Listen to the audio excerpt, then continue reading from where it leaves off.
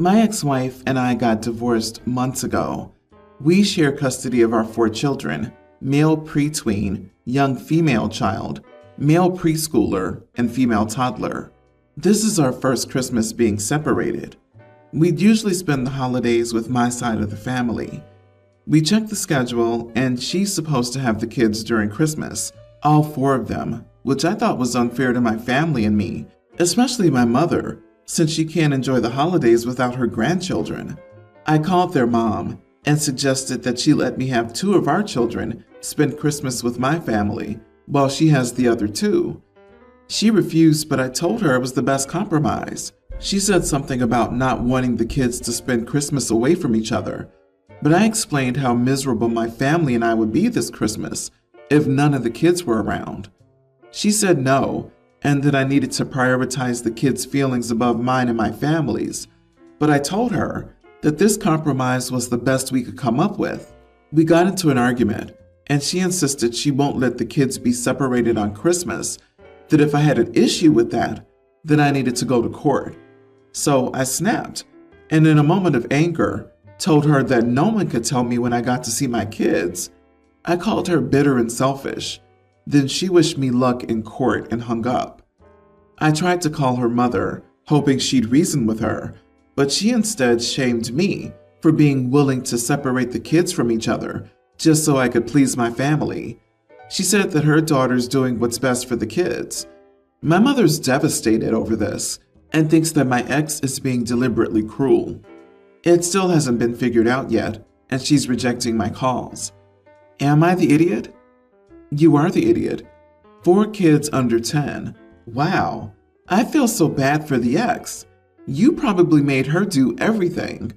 I love we didn't need any unnecessary backstory on why you're divorced. You and your family are idiots, and your wife was done. Got it.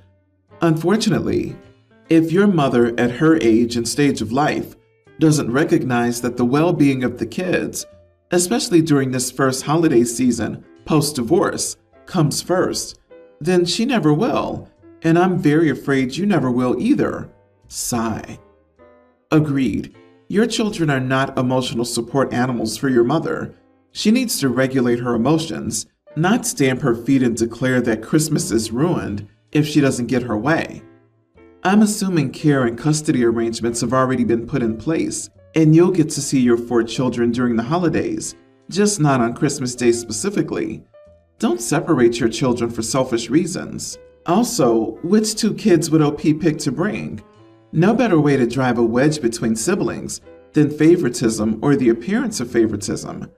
Splitting the kids up like that, where 2 get to see grandma and the other 2 don't, isn't healthy for the kids at all. OP's mom is at fault here, whining and crying about Christmas. Neither of them is thinking about what's best for the children. It's all about me, me, me. Exactly, because the miserable creature says she can't enjoy holidays unless the children are there to entertain her. These are the kind of people the King Solomon story was written about. Can you chop the baby in half so I can have part of it? If OP only had 3 children, he'd want to cut one in half. It still hasn't been figured out yet. Yes, it has been figured out, and it's settled by the courts. The kids will be together at Christmas with their mom. You just haven't accepted it, but it's all figured out, unless you decide to go to court, where the judge will laugh in your face and not split up the kids. Then it will be figured out, and you'll be broken. You are the idiot for all the reasons your wife told you, and likely a few more you haven't shared. My husband and I have 2 children, Danny, tween male, and Clarissa, young female. For 2 years now, we've fostered children. Our families have been supportive. Last Christmas, we had a long-term placement, Whitney. They were with us for 6 months at a time. My husband's family made sure to get her gifts if they were buying some for our bio children. Mine did the same, except for my mother. She got my kids really nice gifts, but Whitney got nothing. Whitney was a toddler, so she didn't notice, but it did rub me the wrong way. I talked with my mom, and she said she didn't think it'd matter, as Whitney would be going home soon. I told her in the future, of course gifts for our kids aren't expected, But if she buys one, she has to buy one for everyone. Whitney was reunited with her parents 2 months later. Shortly after, we got our next placement, Samantha. Samantha's a preteen. We don't know how much longer she'll be with us, but it does seem like reunification is on the horizon. Exciting for Samantha. My mom recently called me asking what the kids wanted for Christmas.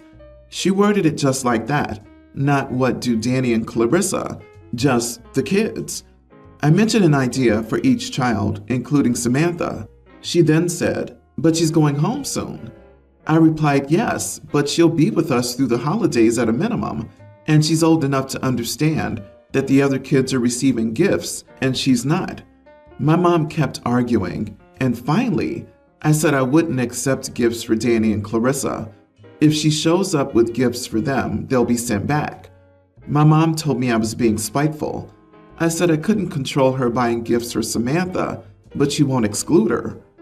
My kids are not the type to expect gifts. They wouldn't notice if Grandma didn't get them anything.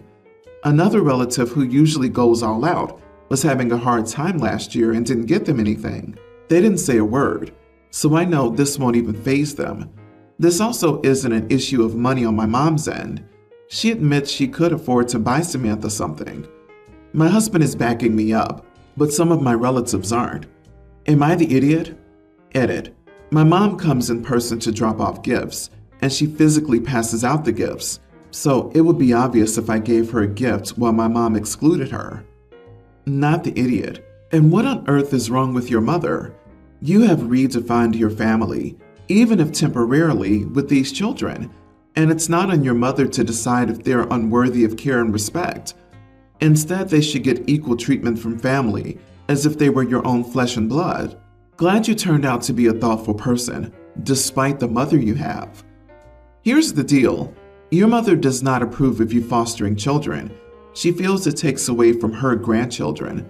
I'm sure she thinks that giving them gifts and not giving any to the foster child will show them that they are more loved. I'm sure all the foster children would be going home soon in her mind. Danny and Clarissa really wouldn't notice if they got no Christmas gift from their own grandmother? What? Oh yeah, you are the idiot. So your kids can't get presents because you want your random foster kid to get a present too. That's messed up, especially when the foster kids aren't permanent. They leave. As a stepmom, no bios of my own. My family doesn't send gifts for the steps. My family aren't being idiots. They just don't have a connection. I think that if I were in your shoes, I wouldn't go the all or nothing route. Instead, I'd be more inclined to just add an extra gift, so everyone's generally getting the same amount of things. I'm a 23-year-old female. My parents split up when I was 4 because my mom was having an affair with my dad's brother. After that went down, my dad went back to college and got another degree, and he's now working a very good job that he got through a friend and is very wealthy. My relationship with my parents was very strained, as my mom didn't let me see my dad until I was a teenager because she wanted to avoid talking to him. In recent months, my dad has started having a girlfriend who we'll call Sarah, 24. Sarah's obviously a sugar baby. She doesn't have a job, and my dad pays for everything, and Sarah's always bragging about the expensive stuff that my dad buys her. Her friends live a similar lifestyle. I have them as friends on social media. The fact that my dad is dating a woman a year older than me makes me cringe. I'm getting married to my partner, 24 male, next summer, and I've decided I don't want Sarah at my wedding. She's not his girlfriend or partner. She's his sugar baby. My dad obviously didn't take it well and said that Sarah's just as much a part of the family as my mom's new husband, and said that I don't get to decide which relationships are acceptable and which aren't. He said I was self-righteous, continued denying that Sarah was a sugar baby, and accused me of trying to manipulate him. He said I have my mom to thank because they aren't together anymore. My future mother-in-law and father-in-law even got involved and said that if Sarah came to the wedding, they wouldn't be going, as they think my dad's relationship is disgusting. My dad is not contributing financially to the wedding, and I'm not financially dependent on him. My relationships with both of my parents are not great because of previous actions. My uncle's not invited to my wedding, and after the affair, he was estranged from the family. My dad met Sarah on a sugar baby website, but said that their relationship changed, and she was his girlfriend. She's definitely a sugar baby, gold digger, or whatever you want to call it, but it's definitely not an innocent romantic relationship. So am I the idiot for refusing to invite my dad's sugar baby to my wedding? Nope. She can be a part of his family, just like my loved ones are a part of my family, but not a part of yours. It's your wedding and you can decide who's to be invited and who should not be.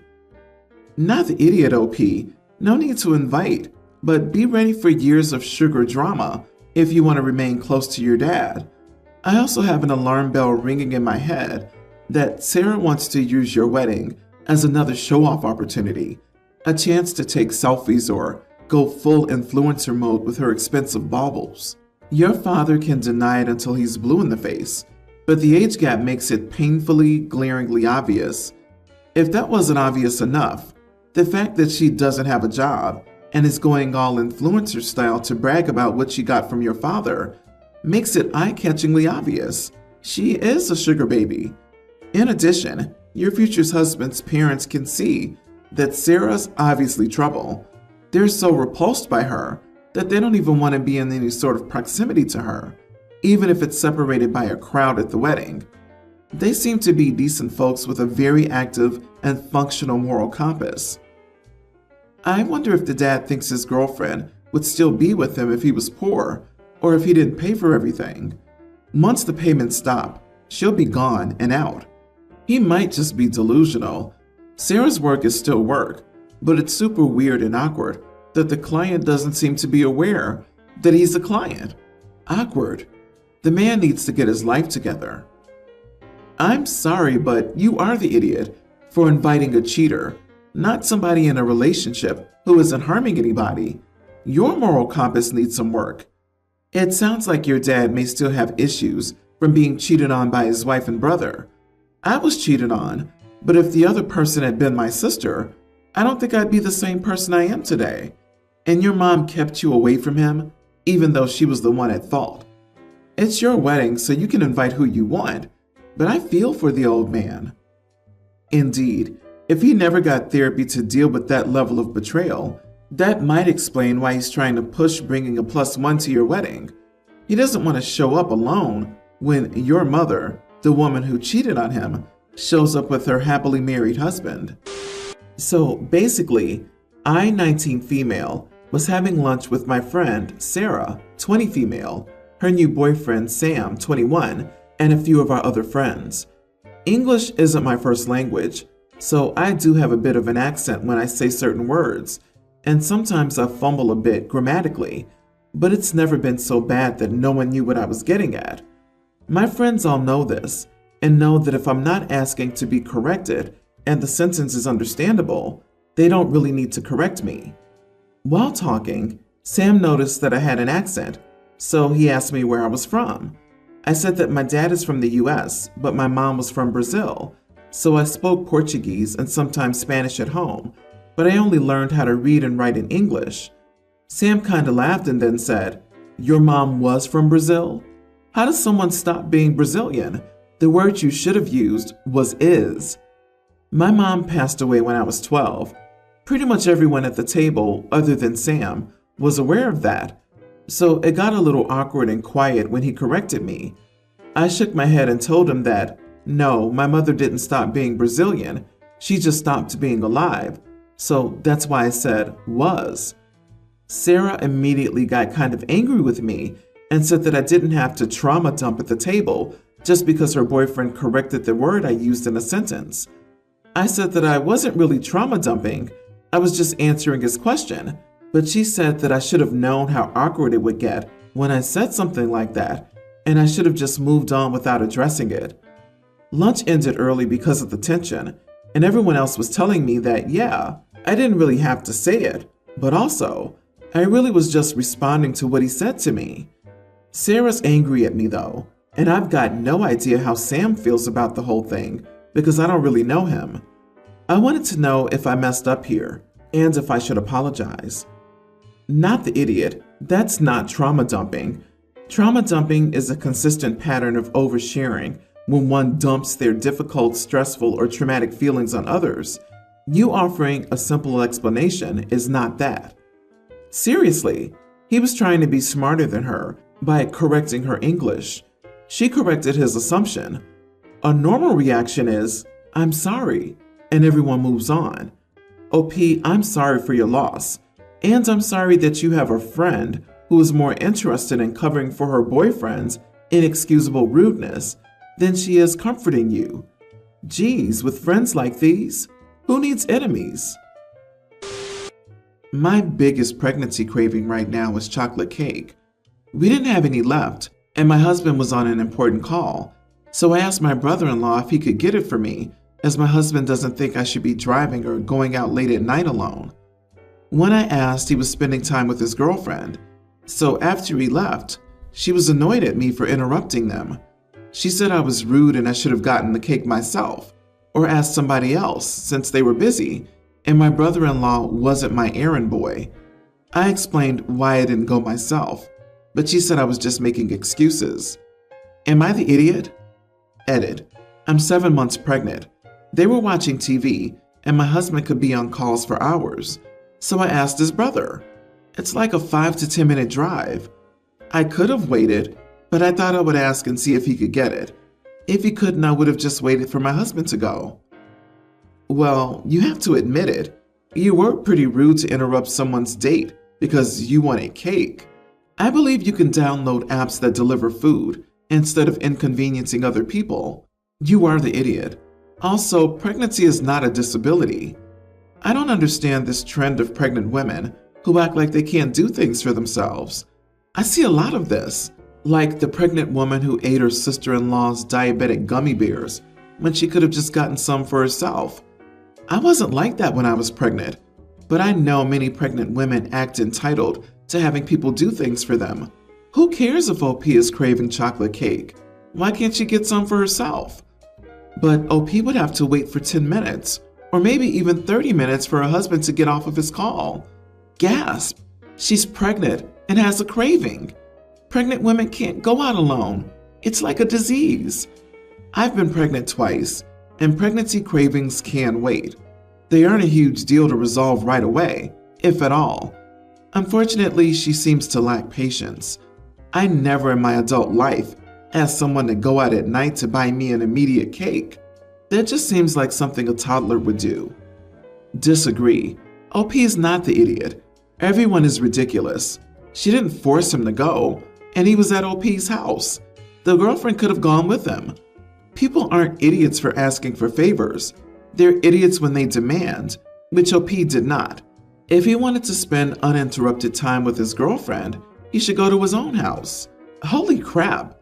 Like, have you guys ever dated, been married, or, been a nice person? I'll drop a lot for some of the simplest favors for my in-laws. That can be anywhere from getting a sack of potatoes to taking care of their kids for a couple of hours. Why? Well, because I love them, and they do the same for me. Running out to get some cake for his pregnant sister-in-law, who's pregnant with his niece or nephew. I mean, I'm sure he could have said no if he wanted to, and why couldn't the girlfriend go with him if she wanted to? OP literally asked for a small favor, and he agreed to do it. Do these people feel inconvenienced when a family member asks them for something?